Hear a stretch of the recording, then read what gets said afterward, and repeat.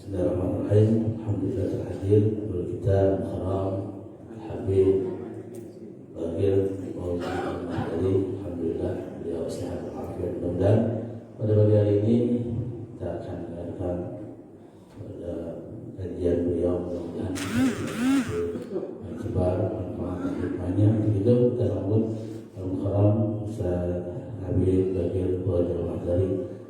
Fadhil.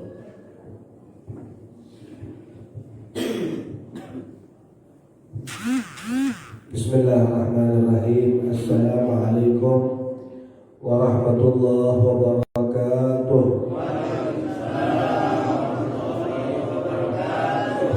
Alhamdulillahirabbil alamin wa bihi nasta'in wa ala alihi umuri dunya wa din wa salatu wassalamu ala asrafil anbiya wal mursalin sayyidina wa habibina wa syafiina maulana Muhammadin wa ala alihi wa ashabihi ajma'in, amma ba'd. Kita bersyukur kepada Allah atas segala nikmat yang Allah berikan kepada kita. Nikmat iman, yakni kita bisa memeluk agama baginda Nabi Muhammad sallallahu alaihi wasallam. Bahkan dengan sungguh-sungguh buktinya kita bisa hadir di masjid yang penuh mulia, yang penuh barakah ini. Disebutkan waktu yang bersih dari an-nifaq, orang-orang munafik, adalah waktu subuh. Waktu subuh adalah waktu yang bersih dari orang-orang munafik. Ma ma'nal munafik? Munafik itu apa? Munafik itu adalah orang yang bermuka dua. Munafik itu mukanya dua, pagi beda, malam beda. Nah, disebutkan bahwasanya waktu subuh adalah waktu yang bersih dari orang munafik. Maksudnya subuh bersih munafik apa? Ya, bersih dari orang munafik dalam agama. KTP-nya Islam, bapaknya Islam, kakeknya Islam.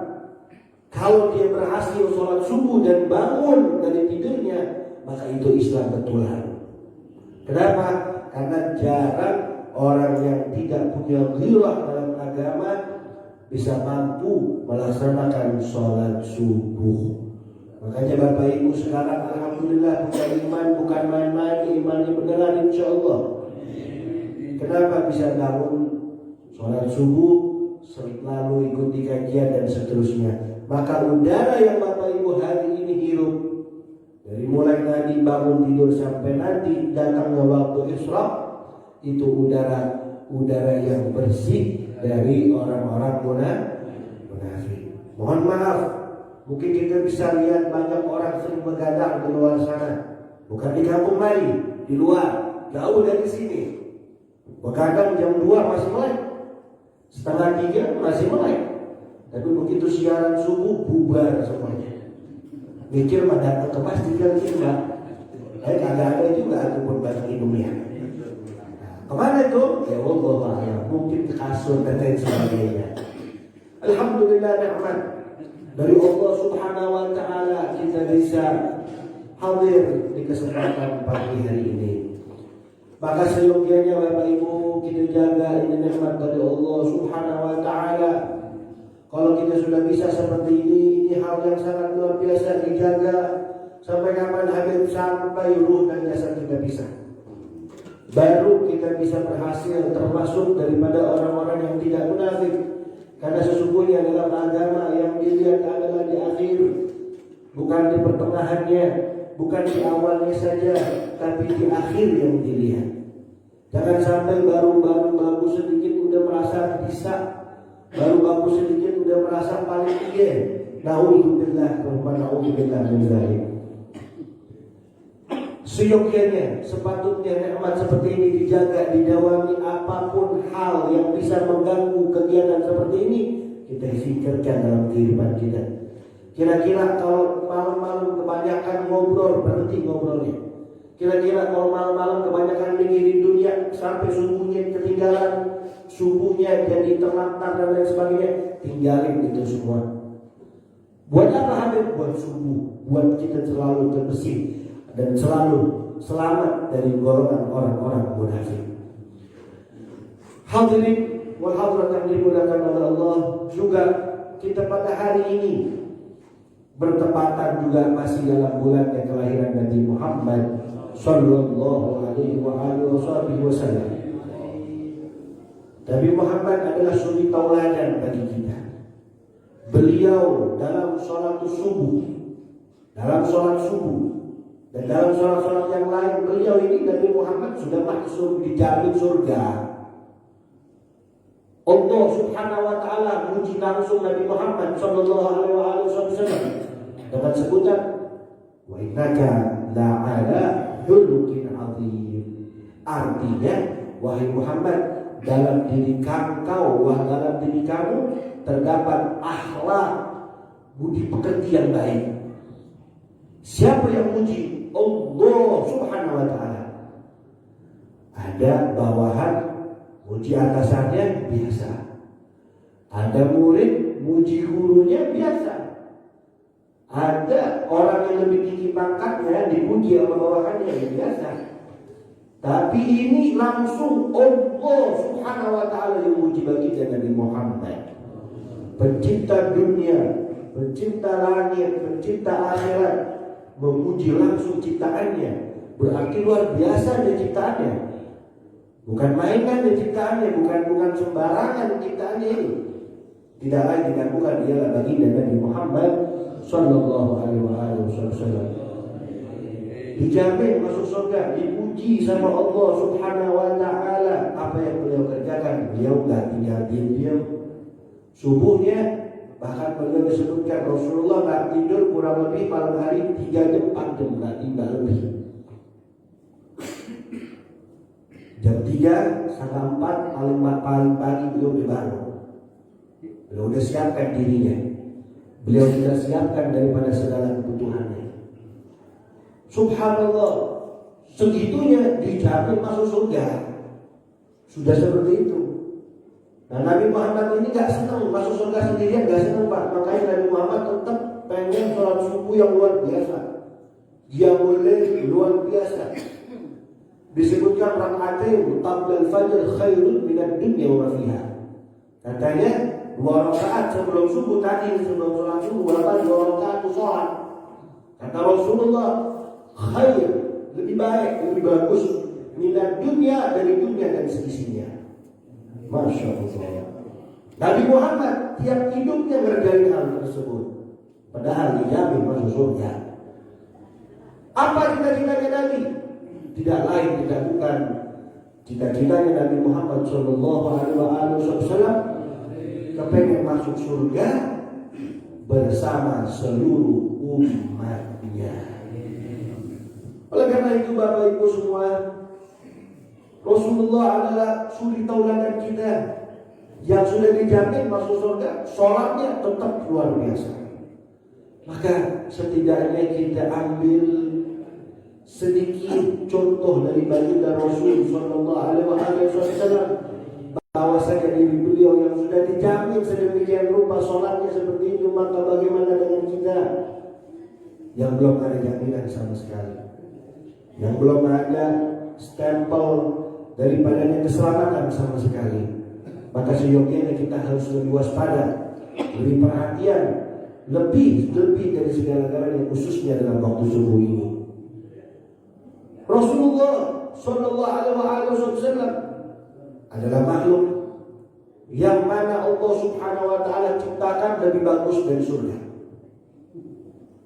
Rasulullah lebih indah daripada surga. Kalau Bapak suka dengan surga, ibu-ibu sering dengan surga, ada kenikmatan di situ. Rasulullah jauh lebih indah daripada surga. Katanya disebutkan dalam satu syair, "Famablagul ilmi fihi annahu basyarun." Cukup bagi kita tahu bahwasanya Nabi Muhammad ini manusia. Nabi Muhammad manusia, bukan dewa, bukan tandingan Tuhan, bukan malaikat. Nabi Muhammad punya karamah, punya mukjizat, tapi Nabi Muhammad bukan dewa, manusia sama kayak kita. Laqad ja'akum rasulun min anfusikum. Telah datang satu rasul untuknya kamu dan dari golongan kamu, dari golongan kita manusia. Makanya disebutkan manusia ini makhluk paling mulia. Bukan gara-gara kecerdasan manusia, bukan gara-gara manusia ini rupanya bagus semua. Alhamdulillah manusia ini diciptain Allah rupanya paling bagus, Pak. Beda sama jin. Jin kupingnya gede sebelah. Jin kadang-kadang matanya segigi doang, lidahnya panjang dan lain sebagainya, menyeramkan. Binatang ya kita tahu sendiri rupanya begitu. Tapi kalau manusia bagus rupanya, hidungnya begini-begini semua, matanya dua, kupingnya dua, paling bagus manusia. Tapi Bapak Ibu harus tahu, manusia menjadi makhluk paling mulia bukan karena itu. Karena apa? Karena Nabi Muhammad SAW ada dalam golongan manusia. Dan karena itulah manusia menjadi makhluk paling mulia karena baginda Nabi Muhammad. Nah ini Rasulullah SAW disebutkan cukup kita tahu Rasulullah manusia. Namun selanjutnya dalam sahih tersebut disebutkan wa annahu khairul khalqillahi kullihim.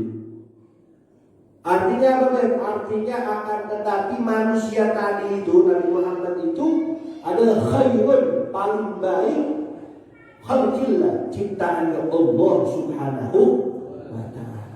Jadi Nabi Muhammad ini manusia dan paling baik ciptaan Allah ini Nabi Muhammad sallallahu alaihi wasallam. Bukan yang lain, paling bagus Nabi Muhammad, paling indah Nabi Muhammad. Lihat bagaimana ciptaan Allah yang paling indah, cita-citanya kepada kita masuk surga. Ciptaan Allah yang paling keren, paling hebat, paling bagus kepada kita semua masuk ke dalam surga. Bukan yang lain cita-citanya Nabi Muhammad. Setiap hari kehidupan pedoman kita Nabi Muhammad SAW yang ada di akal pikiran beliau, kepengen umatnya sebanyak-banyaknya masuk ke dalam surga. Maka seyogianya seharusnya kita contoh di beliau Rasulullah SAW. Dengan pagi hari ini kita kaji bagaimana sosok baginda Nabi Muhammad, bagaimana budi pekerti beliau. Rasulullah SAW adalah makhluk yang pertama kali Allah ciptakan dari belum seluruhnya ada. Nabi Muhammad udah apa yang ada? Nurnya, cahayanya. Cahaya Nabi Allah langsung ciptakan dari cahayanya Allah sendiri. Memang Nabi Muhammad datangnya terakhir, tapi cahaya beliau sudah lebih dulu ada dari sebelum semuanya ada. Diciptakan langsung oleh Allah Subhanahu wa ta'ala. Mana dalilnya? Banyak sekali di dalam tafsir, di dalam Qisasul Anbiya. Lihat bagaimana pencipta kita, kakek buyutnya kita Nabi Allah Adam alaihi salam.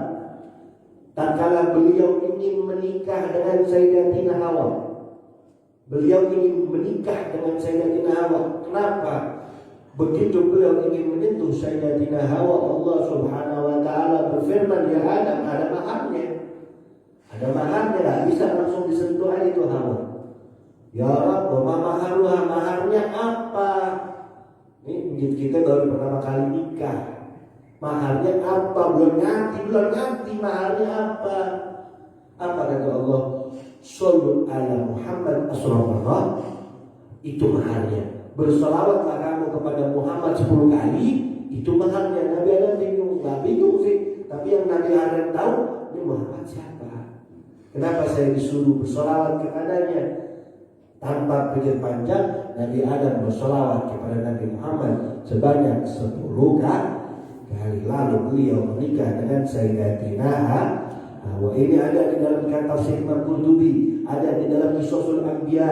Ini cerita bukan cerita dongeng Bapak. Ini semuanya ada jelas disebutkan dalam pendapatnya ulama bahwasanya itulah maharnya pernikahan Nabi Adam. Subhanallah, Nabi Muhammad belum ada, Nuh aja belum ada, Idris aja belum ada, Hud aja belum ada, tapi namanya sudah bisa menolong kakeknya yaitu Nabi Adam alaihissalam. Gak sampai di situ, Begitu Nabi Adam alaihissalam tergoda, terlena dengan bujukan istrinya, akhirnya beliau makan buah kuldi. Ini cerita yang sangat luar biasa. Ini cerita bukan menghinakan Nabi Adam, bukan. Tapi memang seperti itu kodratnya manusia, makhluk insan, makhluk khotok. Manusia ini tempatnya salah, tempatnya lupa. Kita punya babe, kita punya ngomong dulu, kegoda sama bininya. Bininya sudah kuat berpegang teguh, tapi bininya menggoda dia. Berarti perempuan menggoda. Memang seperti itu nasnya. Gak bisa kita bantah. Kalau laki-laki gak punya ilmu agama, selesai kita dengan wanita. Laki-laki gak punya perpegangan teguh kepada Allah Subhanahu wa Ta'ala, selesai. Berapa banyak kita sering dengar seorang laki-laki hancur karena wanita dan seterusnya. Ini bukan mengejas wanita, bukan. Tapi ini intabih, peringatan dari Allah Subhanahu wa Ta'ala. Jangan sampai kamu tadi itu tergoda oleh perempuan.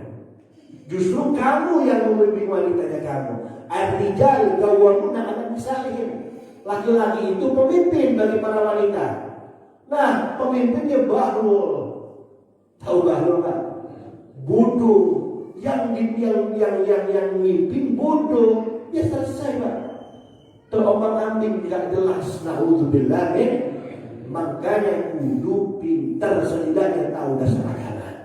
Nabi Adam bukan pintar lagi, seorang nabi, seorang rasul, tergoda. Ini intabih bagi kita. Jangan sampai kita termakan cinta dan lain sebagainya. Kita ajari ilmu agama yang benar, yang khair, yang baik, sehingga kita yang punya daripada andil dalam rumah tangga, jangan sampai kejadian itu terulang kembali dalam diri kita. Ini bukan merendahkan, tapi ini kisah yang sangat luar biasa. Makan buah kuldi dari Adam. Sayyidatina Hawa makan, akhirnya Allah murka. Allah turunin beliau ke surga agar dunia. Yang satu ada di Arab, di Mesir, dia bilang. Yang satu ada daripadanya satu daerah yang sangat jauh di Sri Lanka. Yang satu di Arab, yang satu di Sri Lanka. Bingung bagaimana ilmunya. Nabi Adam alaihissalam istighfar terus sama Allah Subhanahu wa Ta'ala. Minta ampun kepada Allah Subhanahu wa Ta'ala. Apa istighfarnya? Kita sering kenal loh. Kita sering dengar apa istighfarnya Nabi Adam?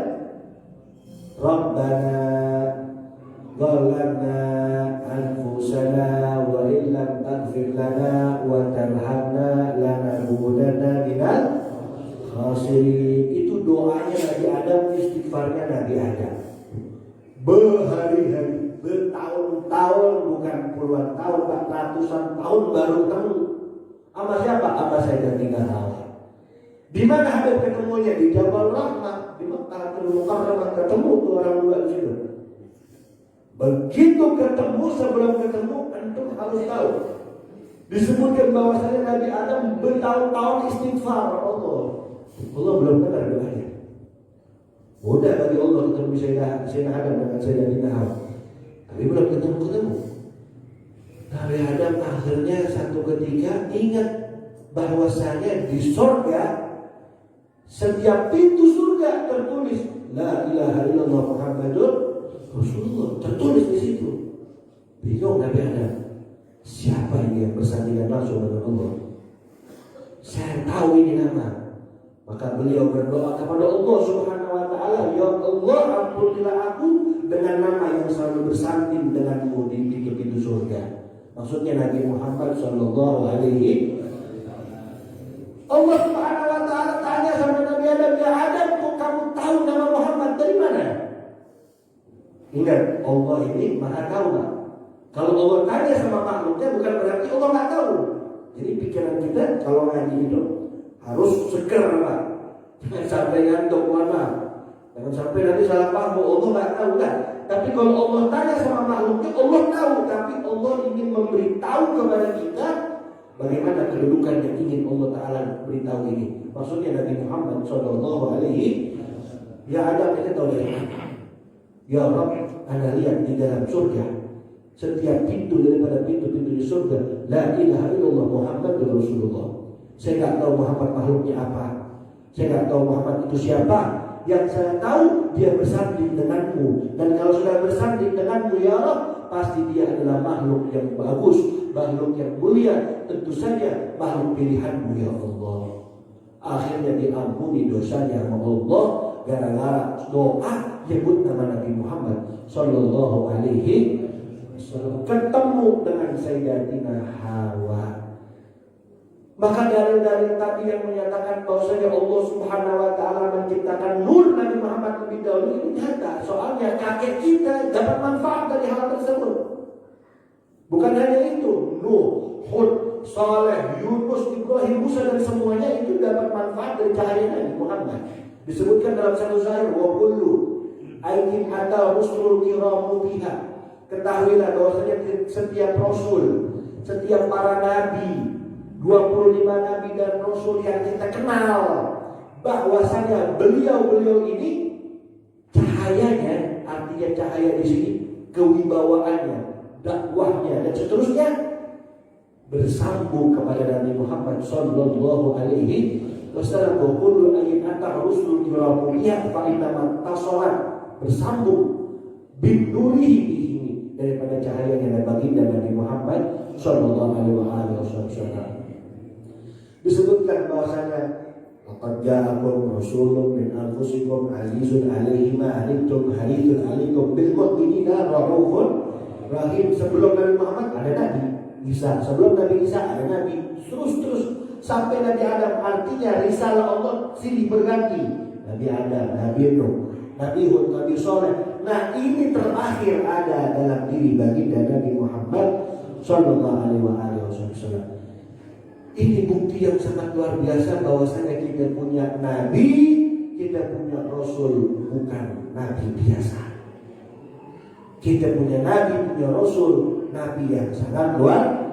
Khataman nabiyyin, penutup para nabi. Sayyidul mursalin, pemimpin para rasul. Datang yang terakhir, tapi dari pemimpin. Lihat bagaimana Isra Mi'raj. Subhanalladzi asra bi 'abdihi lailan minal masjidil haram. Maha suci Allah. Perhatikan baik-baik ini ayat Isra Mi'raj.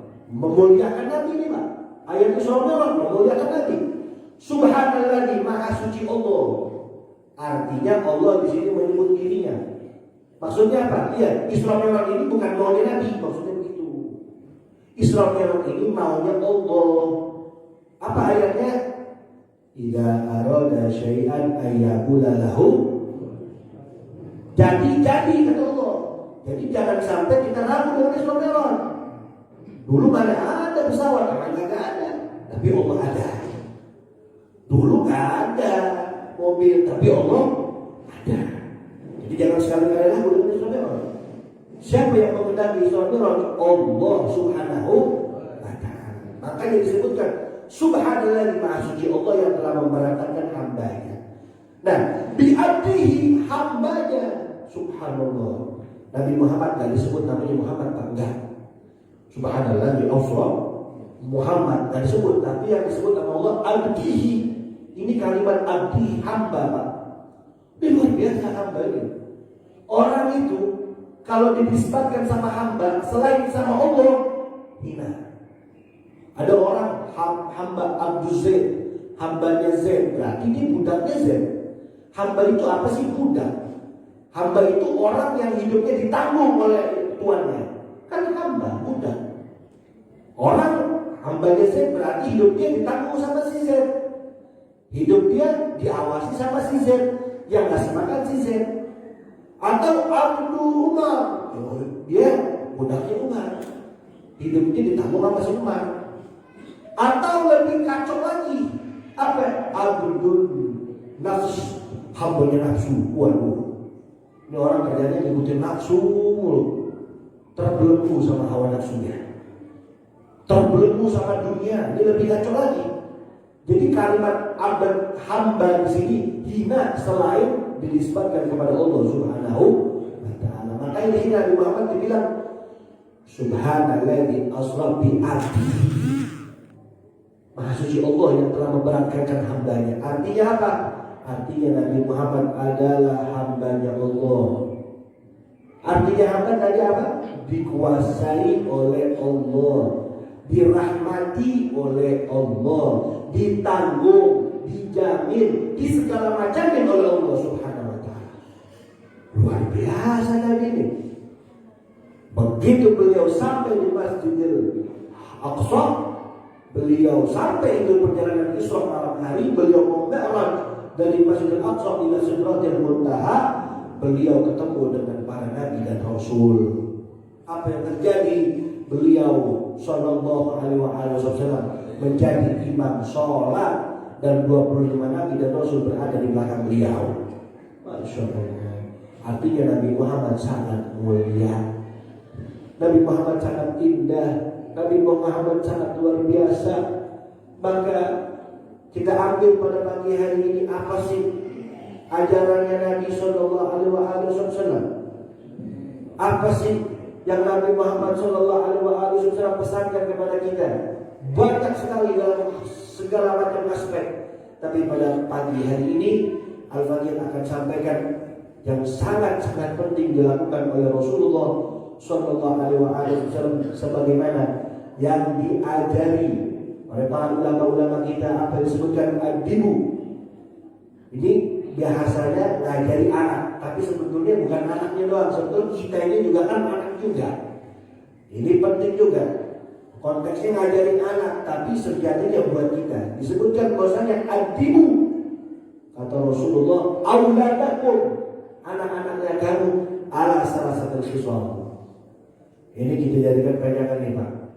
Pada pagi hari ini, tahu Nabi Muhammad makhluk paling mulia, pulang dari sini bawa pegangan ini 3. Adibu auladakum ala salah satu siswa. Ajari anakmu 3 perkara. Hubbun dan hidup. Ajari anak itu cinta dengan Nabi. Ini utama Pak, cinta kepada Nabi. Jangan anaknya dulu dah, orang tuanya harus. Orang itu ikut di mana orang tuanya. Orang kalau cinta Nabi, ya Allah bangun tidur subuh Pak. Orang cinta Nabi bangun tidur, tiru Rasulullah, bangun tidur, baca bismillah, wudu, sholat. Orang cinta Nabi itu. Alamatul mahabba al-ittiba, tanda orang cinta ngikut yang dia cintai. Bohong cinta Nabi, gak ikut Nabi bohong. Cinta Nabi bangun tidur buka HP, melihat banking. Cinta Nabi dari mana? Bangun tidur, ini urusan dunia. Cinta Nabi dari mana dia? Cinta Nabi bangun tidur, wudu, sholat. Subhanallah. Cinta Nabi bangun tidur, nggak pernah dari mana dia telat. Dia selalu istiqomah subuhnya. Cinta Nabi nih bicaranya, mengikuti Nabi Sallallahu Alaihi Wasallam. Lihat para sahabat, mereka semuanya cinta kepada Rasulullah Sallallahu Alaihi Wasallam. Gak kaleng-kaleng cintanya sama Nabi. Orang itu ikuti ulama. Kan zaman ini sering berganti Pak. Dari mulai dulu tuh ada yang jahat, ada yang baik. Ada yang ikuti ulama, ada yang ikuti durjana, ada yang ikuti orang fasik, ada yang ikuti orang benar. Dulu selalu ada Nabi Muhammad, temannya Sayyidina Abu Bakar, Sayyidina Umar, Sayyidina Utsman, ada musuhnya, ada Abu Jahal, Abu Lahab dan kawan-kawannya. Nah di detik juga ada terus. Ada orang yang dekat sama ulama, bantu ulama, ada juga bagiannya yang musuhin ulama. Ngomongin ulama, ada tuh orang yang gitu. Bagiannya syirik baik. Bahasa orang Betawi. Sama ulama kagak demen aja. Sama Habib kagak demen aja. Sama kiai kagak demen aja. Komentar, gua nggak mau ustaz yang itu ngomongnya kasar. Gua nggak mau ustaz yang itu ngomongnya terlalu pelan. Jangan seperti itu. Ya biarin deh kalau ada orang begitu, emang bagiannya yang begitu. Orang itu ada bagiannya masing-masing. Jangan sampai kita pribadi bagian yang jelek. Jangan. Jadi bagian yang bagus-bagus saja. Kalau ada bagian yang sabar, amal ditindas lebih baik kita sabar amal ditindas daripada kita ditindas orang. Nauzubillah ya. Karena dari dulu ini selalu Pak, dari dulu hitam putih, baik jahat, pagi malam selalu ada. Maka jangan sampai kita berada di barisan yang jelek. Sayyidina Abu Bakar dulu cintanya sama Nabi luar biasa. Sekarang ini orang banyak ikuti ulama, dari gak punya duit sampai ustadznya maju, gurunya maju, dia ikutan maju. Jadi ikutan buka toko dan lain sebagainya. Dulu zaman itu Abu Bakar duitnya banyak Pak, hartawan, dermawan, banyak duitnya.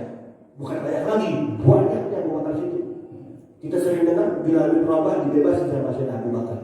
Banyak budak-budak saat itu dibebasin sama Sayyidina Abu Bakar. Bapak tahu Abu Bakar ikut Nabi dari kaya berada di puncak yang paling mulia dalam urusan dunia ya. Harus bawahi dalam urusan dunia berada di paling atas sampai ada di titik terendah. Gak punya apa-apa. Sampai-sampai di akhir hayatnya beliau bilang panggil anaknya yang jadi istri Nabi Aisyah radhiyallahu ta'ala anha wa arda, ya Aisyah, dulu anak pernah kasih kebun kurma sama ente. Sekarang balikin dah tuh kebun. Kan Nabi Muhammad udah gak ada. Aneh kayaknya bentar lagi juga gak ada. Tuh kebun balikin buat orang muslim. Masya Allah. Sampai dia gak punya apa-apa. Apa ini semua? Cinta dengan Nabi. Cinta dengan Rasulullah sallallahu alaihi wasallam. Dia gak mikir yang lain. Dia pikir bagaimana Nabi Muhammad maju. Dia pikir Nabi Muhammad sukses. Dia pikir dakwah sukses. Itu cinta dengan Rasulullah sallallahu alaihi wasallam. Sayyidina Umar bin Khattab juga sama Pak. Cintanya luar biasa sama Nabi. Sayyidina Utsman bin Affan, apalagi Sayyidatina Khadijah. Subhanallah. Istrinya Nabi, cintanya luar biasa Bu sama Nabi. Istri Nabi ini Bu, cintanya luar biasa sama Nabi. Gak mungkin ada sosok laki-laki yang kuat, melainkan di belakangnya ada wanita yang hebat Bu. Ada wanita yang siap mendampingi suami dalam keadaan susah, duka, senang dan lain sebagainya. Rasulullah memang istrinya lebih dari satu. Tapi Bapak harus tahu, Rasulullah menikah dengan Khadijah 25 tahun umurnya. Khadijah itu detik 40 tahun umurnya. Umur Nabi 50 tahun, Sayyidina Khadijah meninggal dunia. Berarti Nabi Muhammad bersama Khadijah 25 tahun. 25 tahun Nabi Muhammad gak pernah punya istri lagi Pak. Satu. Monogami bahasanya. Istri satu itu namanya monogami. Nabi Muhammad 25 tahun hidupnya satu istri. Setelah Sayyidah Khadijah meninggal, dan kan umur Nabi 50 tahun.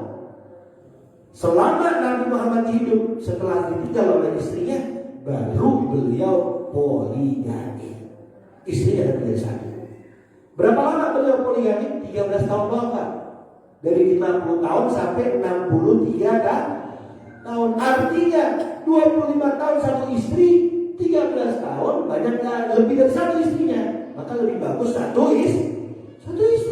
Karena Rasulullah hidupnya satu istri lebih banyak dibanding lebih dari satu istri. Ini ilmu Pak buat kita, bahwasanya satu istri lebih baik daripada lebih dari satu. Begitu sudah ada satu istri yang lainnya, karena Sayyidah Khadijah meninggal, Sayyidah Aisyah cemburu dengan Nabi. Kenapa? Ini Sayyidah Khadijah udah gak ada, tapi Nabi Muhammad masih muji terus. Udah gak ada, udah meninggal. Bilang Sayyidah Aisyah, ya Rasulullah, kok kamu masih muji istri kamu terus Khadijah? Kan kamu udah dapat gantinya, lebih lagi dari Khadijah. Khadijah dulu janda dinikahinya nih, punya anak tuh. Sayyidah Aisyah perawan, bekor, perawan. Dipanggil sama Nabi, Sayyidah Aisyah Humairah putih sampai merah pipinya. Sayyidah Aisyah. Aisyah bilang, ya Rasulullah, kok masih muji Khadijah? Kan udah ada gantinya, nggak cukup enak. Itu Nabi Muhammad mukanya senyum, mukanya indah dipandang. Itu saat marah, mukanya merah, seolah-olah gak suka dengan kelakuan daripada Sayyidah Aisyah. Beliau berkata, wahai Aisyah, jangan sekali-kali kamu ganggu dengan Khadijah. Jangan sekali-kali kamu menyentuh yang namanya Khadijah, kata Nabi. Kamu harus tahu di saat semua orang jauh dariku, kata Rasulullah. Kan pertama kali Nabi jadi Nabi, Khadijah yang menimpa. 40 tahun umur Nabi, gemeteran melihat malaikat Jibril yang nemenin Sayyidah Khadijah. Kata Rasulullah, jangan kau ganggu Khadijah. Di saat semua orang menjauh dariku, Khadijah mendekati kepadaku. Di saat semua orang mencoba aku, Khadijah ada di samping aku. Gak ada yang bisa gantikan posisinya Sayyidatina Khadijah. Dan disebutkan bahwasanya Nabi Muhammad, dan kamu harus tahu, keturunanku cuma berasal daripada Khadijah. Jadi Nabi Muhammad anaknya yang menghasilkan keturunan sampai detik. Kalau Bapak lihat Habib-Habib itu, para Habib-Habib itu, turunan dari Sayyidah Khadijah. Selebihnya nggak ada anaknya Rasulullah SAW selain daripada Sayyidatina Khadijah. Luar biasa cintanya sama Nabi. Dibukti cinta Khadijah sampai di akhir umurnya. Ibu harus tahu, ibu, Sayyidah Khadijah pesan sama Nabi waktu meninggal, ya Rasulullah, kalau nanti saya wafat, saya minta maaf sama kamu, gak bisa bantu dakwah kamu. Kalau kamu perlu rakit untuk berlayar, gali kuburanku, ambil tulang-tulangku buat perahu agar kamu bisa berlayar, ya Rasulullah. Masya Allah, cintanya luar biasa. Sayyidah Khadijah kasusnya mirip-mirip sama Sayyidina Abu Bakar. Gak punya duit juga, sampai gak punya duit. Padahal Sayyidah Khadijah adalah wanita yang mulia, wanita yang kaya raya. Tapi bersama Nabi Muhammad sampai hartanya habis buat dakwah ilallah, bantu perjuangan Nabi Muhammad Shallallahu Alaihi Wasallam. Ini adalah bukti orang yang cinta dengan Nabi. Jangankan harta, nyawanya siap buat Nabi. Begitu juga kita. Ayo, katanya diajarkan disuruh oleh Rasulullah, adibu auladakum, bahwasanya ajari anakmu hukum Nabi, hukum cinta sama Nabi. Ya minimal sholat subuh kalau cinta sama Nabi. Nggak perlu perang dah sekarang. Perangnya sekarang lawan hawa nafsu. Sayang sama anak, jangan kasih HP terus. Sayang sama anak, jangan kasih HP terus. Sekali-kali gebuk dia buat sholat subuh. Gebuknya bukan berarti yang parah ya Pak, bukan. Itu darah daging kita, nggak boleh dipukulin sampai parah, nggak boleh. Pukul tangannya, kakinya, sengkarnya, dia takut sama kita. Bukan pukul yang nyiksa dan lain sebagainya, bukan. Minimal tuh ajarin sholat subuh. Maaf, jangan sampai kita sama anaknya ya kesian subuh.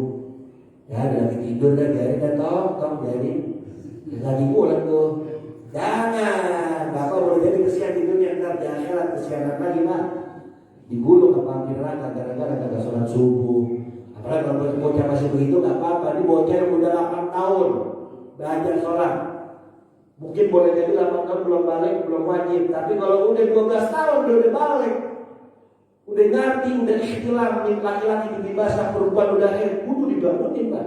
Kudu dibuat takut, kudu diajari bagaimana sholat subuh. Itu salah satu bukti tanda cinta dengan Nabi Muhammad Sallallahu Alaihi Wasallam. Lalu yang kedua kata Rasulullah, wa hubbu ahli baiti, dan ajari keluarga kamu, anaknya kamu, cinta turunan Nabi. Cinta turunan Nabi ini bukan Habib yang ada sekarang, itu juga termasuk. Tapi yang dimaksud di sini mereka dan juga atasnya mereka. Siapa? Fatimah, Hasan, Husain, Ali dan lain sebagainya. Karena hidupnya mereka ini, Bapak Ibu harus tahu, tidak ada gemerlap dunia sedikit pun. Keturunan Nabi, Husain matinya dipenggal palanya Pak. Dipenggal, pala sama jasad pisah. Siapa yang penggal? Orang Islam, bukan orang kafir. Yang penggal ya umat Nabi juga. Makanya disuruh cintai Ahlul Bait biar tahu kehidupan Ahlul Bait. Marah nggak tuh keluarga di Sayyidina Husain dipenggal palanya? Nggak marah, dimaafkan. Padahal yang penggal kepalanya orang Islam sendiri, tapi anaknya Ali Zainal Abidin bin Husain, anaknya Sayyidina Husain, maafkan semua orang-orang yang pernah membantai bapaknya. Sayyidina Hasan matinya Bapak tahu diracun Pak. Siapa yang racun? Bininya sendiri, sampai berbusa mulutnya. Sayyidina Zainab, saudaranya Husain, Hasan, ada Zainab satu perempuan. Matinya berada jauh dari negerinya, di mana? Di Mesir. Begitu Husain dibunuh, Zainab diusir dari Madinah. Bapak Ibu tahu Madinah dia bebasin kakeknya tuh. Siapa? Nabi Muhammad SAW. Tapi anak cucunya dibuang dari situ. Di mana dibuang? Di Mesir. Zainab perempuan dibuang ke Mesir. Kenapa? Itu nanti gak mau melihat mukanya anak-anak Sayyidina Ali, gak mau melihat anak-anak cucu Nabi, gak mau tuh pemimpin saat itu. Artinya kita bukan mencoroti pemimpinnya, tapi fitnahnya luar biasa. Orang kalau sudah kenal dunia, sudah kenal kekuasaan, sudah kenal jabatan, siapapun diterjang dan mengalami kekuasaannya. Termasuk cucu-cucunya Nabi. Ali bin Abi Thalib, sepupu Nabi sekaligus mantunya Nabi. Matinya diambil Pak, dibunuh Pak. Lagi sholat subuh. Apa Ibn Muljam, lagi sholat subuh dipenggal palanya Ali bin Abi Thalib. Sampai darahnya itu habis sehingga beliau wafat di tempat. Ali bin Abi Thalib. Nah makanya kata Rasulullah, disuruhlah kamu itu belajar atau cinta dengan Ahlul Bait. Maksudnya apa? Ya cinta. Lihat mereka susahnya, hidupnya difitnah, hidupnya diolok dan lain sebagainya, tapi mereka terus tegar, mereka terus beristiqomah. Lihat sampai saat ini banyak sekarang Habib-habib difitnah, Habib-habib diomongin dan lain sebagainya. Sampai saat ini tidak ada yang begitu, masih tetap tausiah, masih tetap kasih ilmu, masih tetap daripadanya bersilaturahmi dengan para kiai, para ustadz dan lain sebagainya. Ini orang-orang dari dulu sudah ada yang model begitu. Pengen kita ini jauh dari turunan Nabi. Kenapa? Kalau jauh dari turunan Nabi berarti kita ikuti orang Nabi. Bapak Ibu harus tahu Nabi Muhammad ini kalau kita cintai harus sepaket. Gak boleh kita Nabi aja, atau keturunan Nabi saja. Gak boleh, harus sahabat Nabi dicintai. Oh, cinta Nabi, cinta sahabat, cinta keluarga Nabi. Kalau yang musuhin keluarga Nabi, yang musuhin sahabat Nabi, itu bukan bagian dari Nabi Muhammad Sallallahu Alaihi Wasallam. Ibarat beli tiket setengah Pak, setengahnya dipotong nada sah, tiketnya begitu.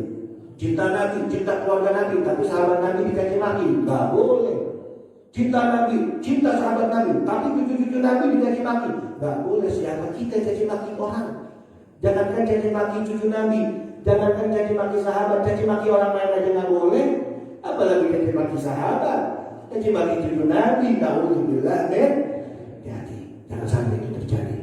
Jadi keluarga kita cinta kepada keturunan Nabi Muhammad Sallallahu Alaihi Wasallam. Yang terakhir disebutkan wa hubbu qiraatul Qur'an. Awal hadibu awladukum ma'asana sebagai soal. Yang pertama hubbun nabiyukum wa hubbu ahli baiti wa qiraatul Qur'an. Bukan hubbu, maaf, salah. Kalimatnya wa qiraatul Qur'an. Dan ajari anak-anak kamu itu adalah baca Al-Qur'an, baca Al-Qur'an. Ini terakhir nih. Kata Rasulullah, kalau mau selamat hidup, cinta Nabi, cinta turunan Nabi, baca Al-Quran. Baca Pak, bukan hafal. Orang yang hafal Quran, jasadnya akan dijamin sama Allah utuh. Hafal. Tapi ini berat Pak. Hafal Quran ini berat. Gak gampang. Orang hafal Quran itu. Nah, ini tandanya udah kelar nih. Nah, kita lanjut dikit lagi ya Pak ya, biar tuntas. Boleh 5 menit lagi insyaallah. Hafal itu punya tanggungan yang luar biasa. Kalau bisa bagus, tapi disuruhnya sama Nabi yang harus qiraat, baca. Bahasa dalam kamus KBBI, kamus besar bahasa Indonesia, orang kalau baca itu cerdas lah. Orang kalau baca itu ngerti apa yang dimaksud. Bismillahirrahmanirrahim. Seharusnya kalau kita baca Quran kita ngerti dengan menyebut nama Allah yang Maha Pengasih lagi Maha Penyayang. Toha, tuh namanya Nabi itu. Kalau kita ngerti itu Al-Quran, makanya disuruhnya apa Nabi baca. Bacanya wajib nih.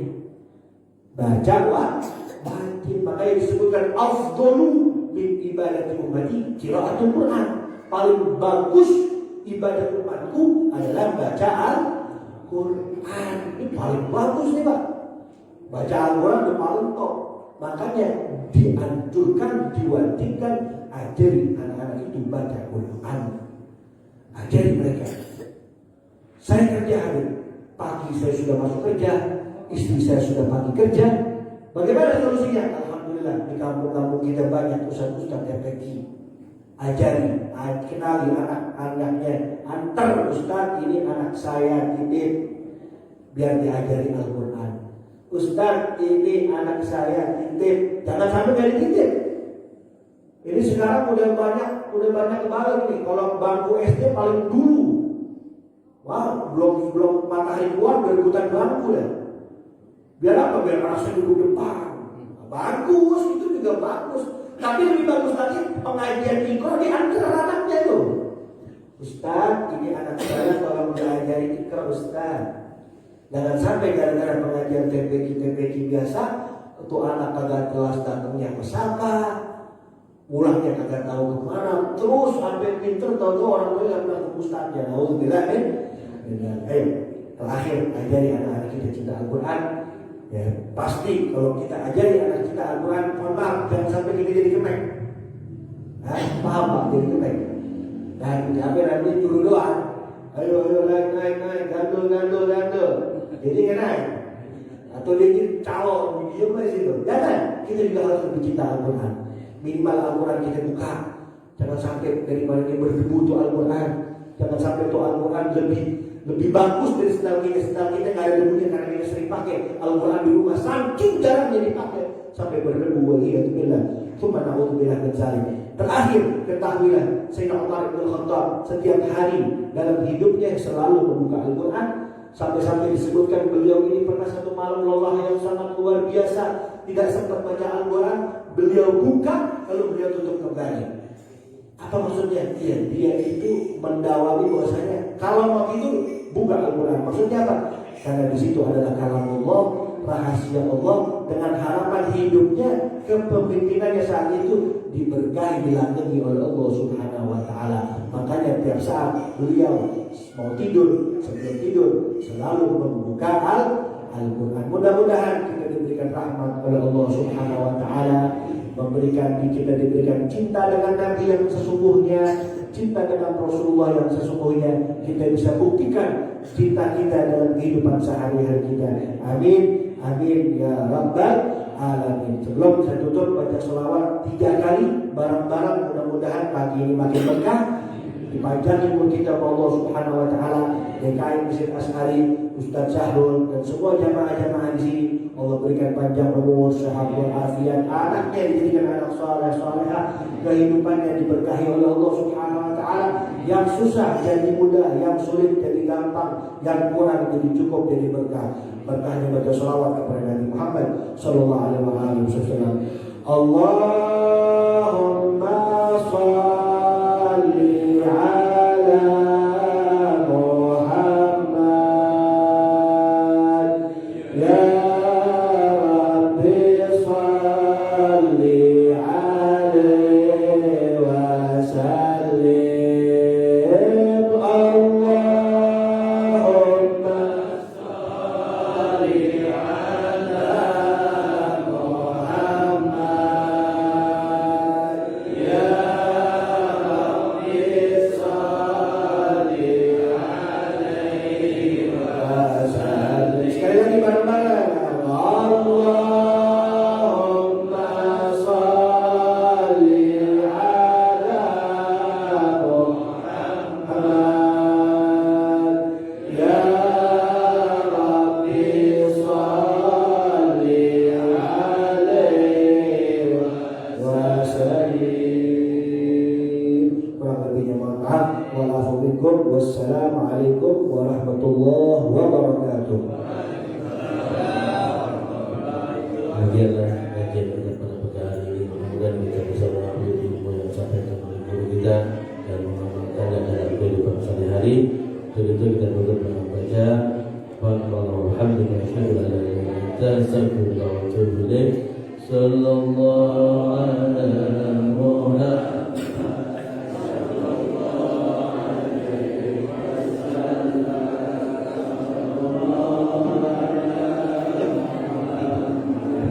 Sallallahu alaihi wasallam. Ibu silakan, ada sayuran bahagia pada pagi hari ini.